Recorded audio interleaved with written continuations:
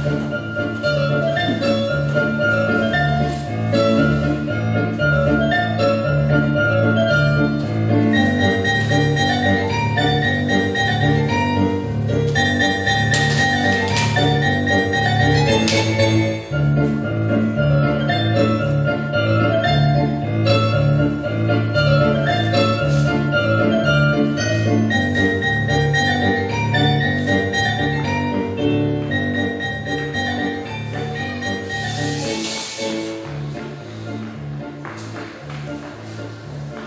ada yang lebih sial dari seorang yang ingin melucu, tapi sama sekali tak lucu. Jangankan orang lain tertawa, saya sendiri tak tertawa oleh lelucon saya. Mungkin kalian menyangka menjadi badut adalah pekerjaan paling gampang. Tinggal bertingkah kocak dan semua akan tertawa. Bila kalian menjadi saya, kalian akan mengerti, tak mudah membuat orang tertawa. Apalagi ketika kamu sedang tidak ingin tertawa. Lagi pula, di zaman ketika orang-orang mudah tersinggung dan marah, membuat lelucon tidaklah semudah yang kalian bayangkan. Bisa-bisa karena lelucon, kalian bisa dipidanakan, dianggap menghina dan mencemarkan nama baik. Kawan baik saya, seorang pelawak, dipenjara hanya karena membawakan lelucon yang kemudian dianggap menghina. Dia bercerita tentang seseorang yang memanjat pohon kelapa pada jam 10 pagi. Dan dari atas pohon kelapa, orang itu memandangkan azan subuh. Tentu saja hal itu membuat geger seluruh kampung. Orang-orang langsung berbondong mendatangi orang itu, berteriak-berteriak menghujat, bahkan ada yang ingin membunuhnya. Dasar kafir, turun kamu!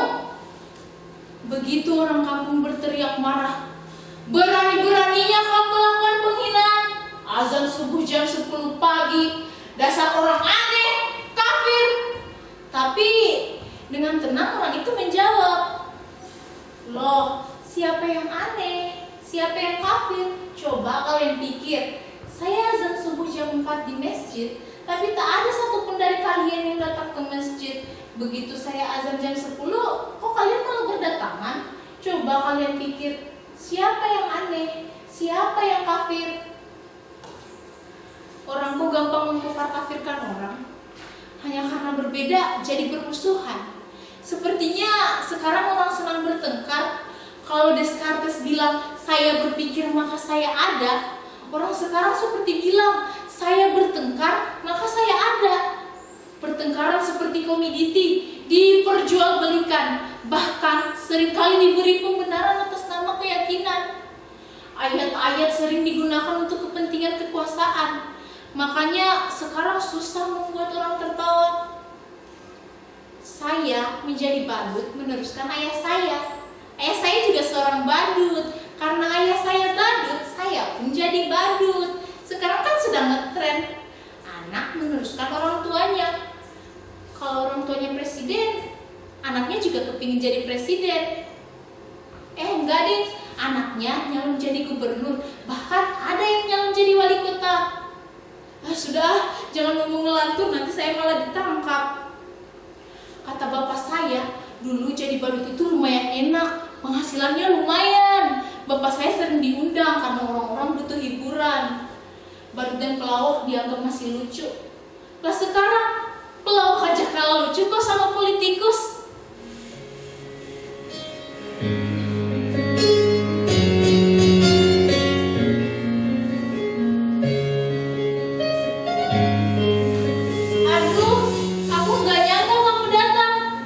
Silahkan, maaf berantakan. Duduklah. Kamu mau minum apa? Atau mau makan? Kamu gak haus? Gak lapar? Syukurlah, saya tidak punya apa-apa. Tapi bisa pesan GoFood kok. Tapi kamu yang bayar. Yang datang pacar saya. Loh, jangan cek begitu. Baru kayak saya juga manusia, bisa falling in love dan punya pacar. Lihat tuh pacar saya, ganteng kan? Namanya Dilan, nama lengkapnya Dilanda Bencana. Terima kasih kamu sudah mau menemui saya. Saya kira kamu sudah melupakan saya. Terima kasih juga kalau kamu terus ingat saya. Kamu pasti kangen ya sama saya juga. Rindu itu berat, kamu gak akan kuat. Biar aku saja. Katanya kamu punya pacar baru, lebih cantik, lebih kaya. Tapi apapun yang terjadi, aku tetap cinta kamu. Sumpah I love you, I miss you. Boleh aku peluk kamu? Boleh aku cium kamu? Dilan? Dilan? Dilan? Ternyata hanya khayalan saya saja. Gak punya pacar. Saya badut jomblo. Coba kalian bayangkan betapa sialnya saya. Sudah jadi badut jomblo pula. Percayalah, jadi badut itu berat. Kalian gak akan kuat. Biar saya saja.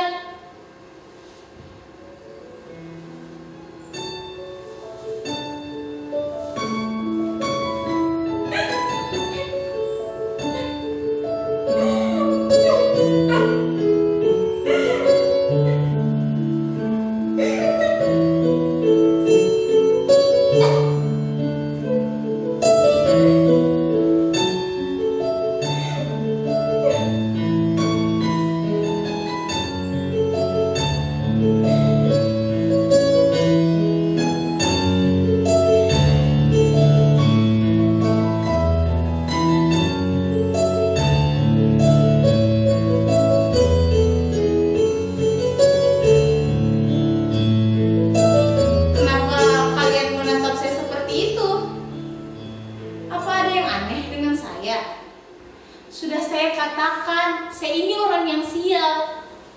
Tapi nasib memang aneh. Masih selalu ada kejutan-kejutan yang tidak pernah saya duga. Lihat penampilan saya, begitu keren dan parlente. Kini saya berpakaian bagus, tapi sebenarnya saya tetaplah seorang badut.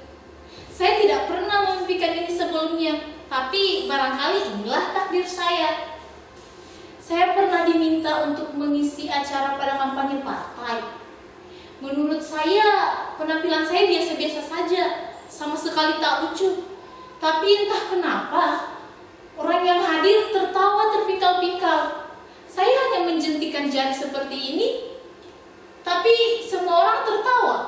Saya hanya menggoyangkan bokong saya, semua tertawa. Bahkan ketika saya hanya berdiri diam, semua orang makin tertawa terbahak. Mereka merasa terhibur dengan tingkah saya yang bodoh dan tolol itu. Sungguh, saya tidak pernah merasa setolol saat itu. Kemudian pimpinan partai mendatangi saya, menjabat saya, memuji-muji saya. Katanya saya adalah sosok yang karismatik. Saya mempunyai bakat untuk disukai banyak orang. Dan itulah kekuatan seorang pemimpin. Dia bilang kepada saya, sekarang menjadi pemimpin tak perlu pintar atau cerdas. Yang penting kamu disukai banyak orang. Demokrasi membuat seseorang menjadi pemimpin bukan lantaran kecerdasannya, tapi karena kemampuannya disukai banyak orang.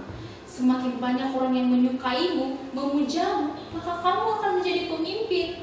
Pendukungmu akan memujamu habis-habisan. Tidak peduli kau benar atau salah, yang penting mereka tetap menyukai kamu. Kamu boleh berkata bohong dan ngibul sesukamu. Yang penting mereka tetap percaya kamu dan menyukai kamu. Kamu mempunyai bakat besar seperti itu. Orang menertawaimu, tapi sebenarnya mereka menyukai kamu. Orang seperti kamulah yang dibutuhkan partai. Saya kemudian mereka dandani nece seperti ini, didaftarkan ikut pilkada. Padahal saya nggak tahu apa itu pilkada. Saya PILKB. Tapi ada yang bilang PILKB itu nggak boleh coba-coba buat anak. Kalau pilkada boleh coba-coba buat anak. Makanya sekarang banyak anak pejabat dan pemimpin yang coba-coba ikut pilkada. Saya tidak mengerti mengapa mereka menyuruh saya untuk ikut pilkada. Padahal ijazah pun saya tak punya.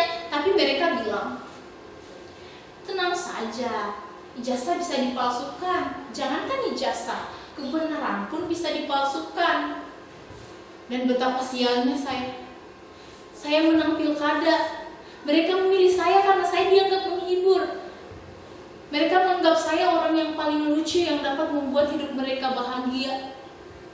Ketika saya menjadi badut, saya tidak pernah berhasil membuat orang tertawa. Tapi begitu saya jadi pemimpin, saya berkali-kali membuat orang tertawa. Itulah kenapa saya katakan betapa sialnya hidup saya.